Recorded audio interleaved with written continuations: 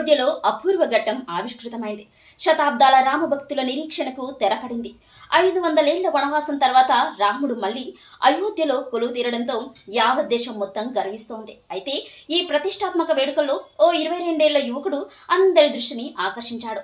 అత్యంత ప్రతిష్టాత్మకమైన అయోధ్య రామ మందిరానికి అర్చకుడిగా 22 ఏళ్ల యువకుడు ఎంపిక కావడం నిజంగా అద్భుతమైనసి అంటూ ఉన్నారు.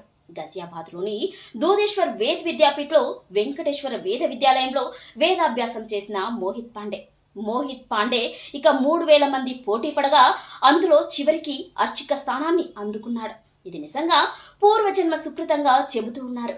సామాన్యులకి ఇంతటి మహాభాగ్యం కలగదని ఏ జన్మలోనో చేసుకున్న పుణ్యమే అనేసి అంటూ ఉన్నారు. అంతేకాదు, రామాయణంలో రాముడి సేవలో ఎందరో తరించారు.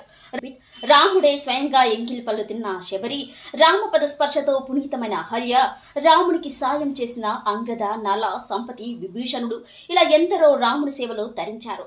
రాముడు యుద్ధాల్లో గెలవడంతో సహకరించారు. అయితే వీరిలో కొందరు త్రేతాయుగంలో రాముణ్ణి పూర్తిగా సేవించుకోలేదనేసి తాము సేవలు చేయడానికి అవకాశం ఇవ్వాలని రాముణ్ణి కోరారట. వారి కోరిక మేరకు రాముడు తను అయోధ్యలో మళ్లీ ప్రాణప్రతిష్ఠ జరుగుతోందని, అలాగే అక్కడే తాను కొలువుంటానని, అక్కడే సేవ చేసుకునే భాగ్యం మీకు కలుగుతోంది అని మాట ఇచ్చారట.